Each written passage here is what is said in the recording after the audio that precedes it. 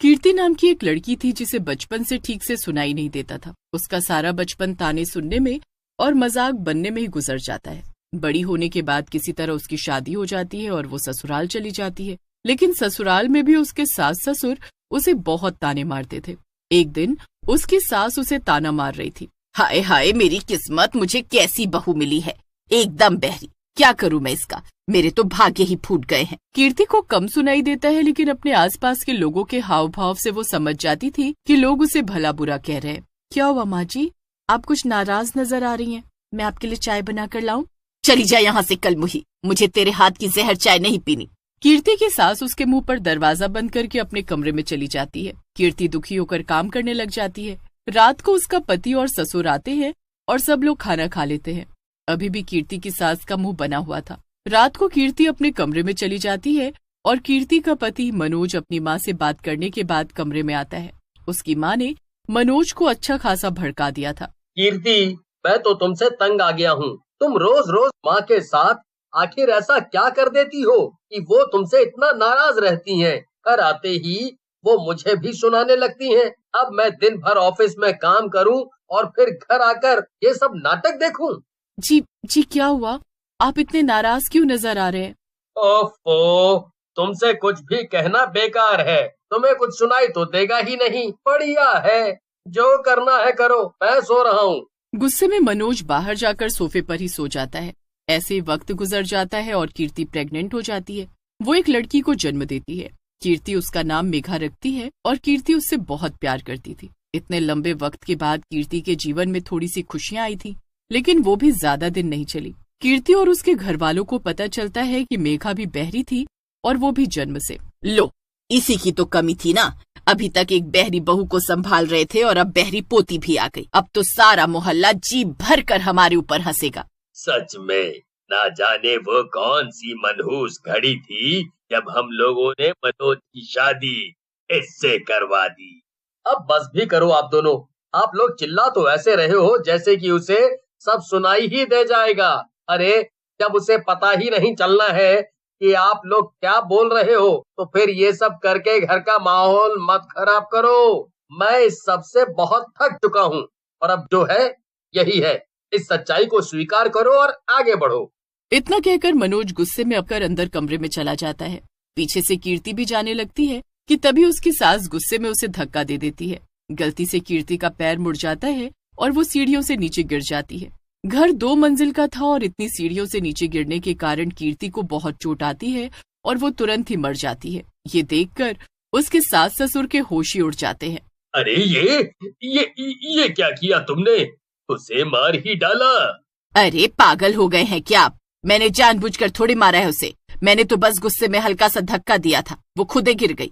मैंने कुछ भी नहीं किया। हाँ। शोर सुनकर मनोज भागा भागा बाहर आता है और कीर्ति को सीढ़ियों से नीचे गिरा हुआ देखकर बहुत घबरा जाता है।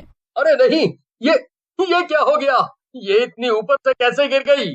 वो बेटा अंदर ही आ रही थी कमरे में, पता नहीं लड़खड़ा के गिर गई। क्या? अरे नहीं, कीर्ति उठो। मम्मी पापा, इसे तो बहुत चोट आई है, इसे जल्दी हॉस्पिटल लेके जाना होगा।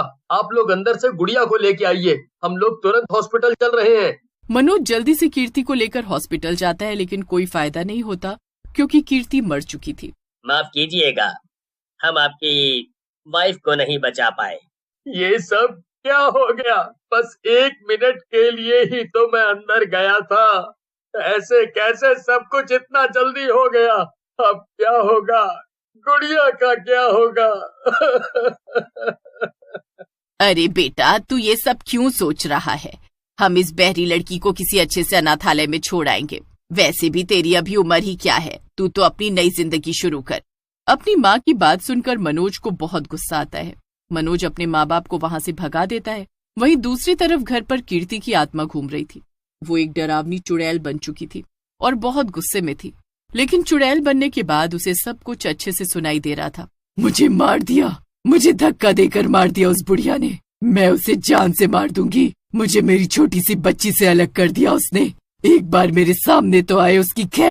चुड़ैल पूरे घर में गुस्से में अपने सास और ससुर को ढूंढ रही थी, लेकिन उसे घर में कोई भी नजर नहीं आया। कहाँ चले गए सब लोग?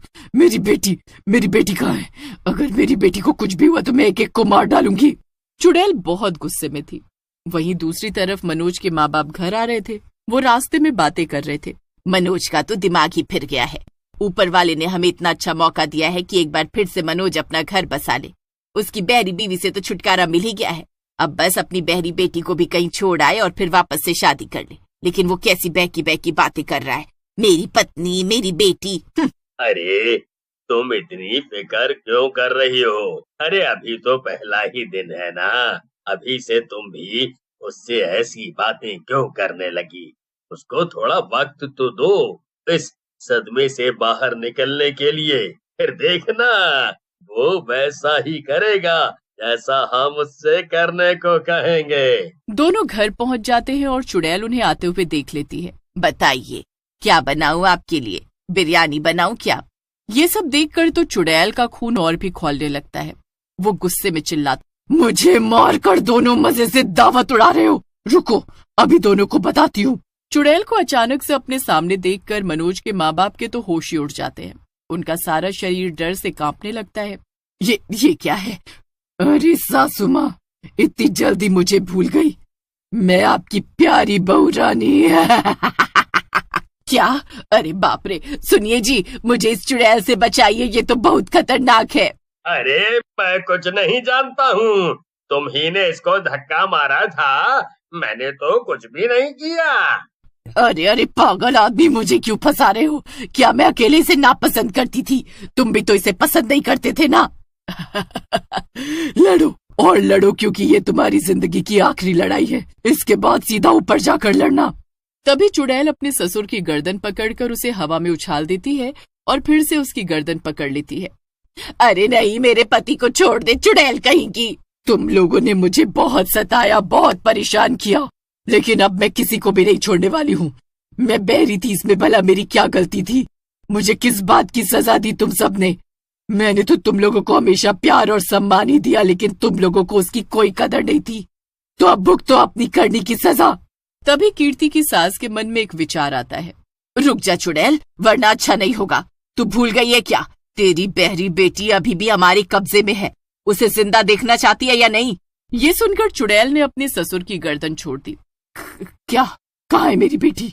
अगर उसे कुछ भी हुआ ना तो तुम लोगों की खैर नहीं।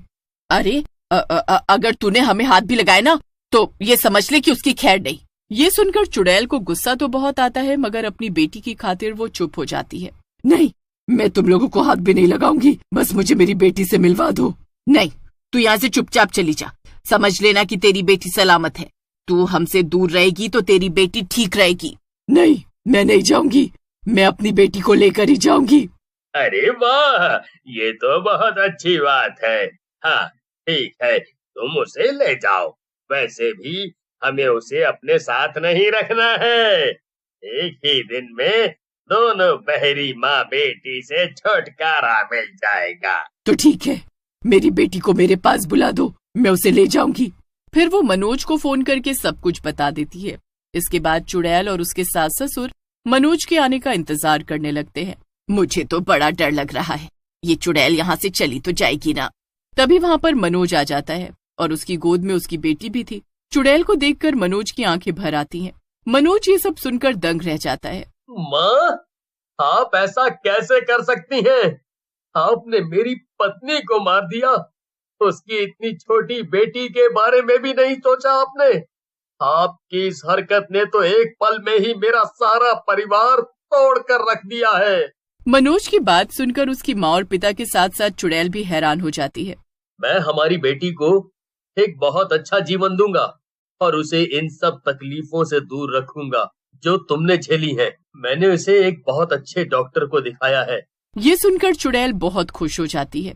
इससे अच्छा और क्या हो सकता है भला? मेरी बेटी को वो सारे कष्ट नहीं सहने पड़ेंगे जो मैंने सहे। आप बस इसका ख्याल रखना। इतना कहकर चुड़ैल वहाँ से गायब हो जाती है और मनोज अपनी बेटी को लेकर वहाँ से चला जाता है। मनोज के माँ बाप को अपने किए पर बहुत पछतावा होता है, लेकिन अब उन्हें अकेले ही रहना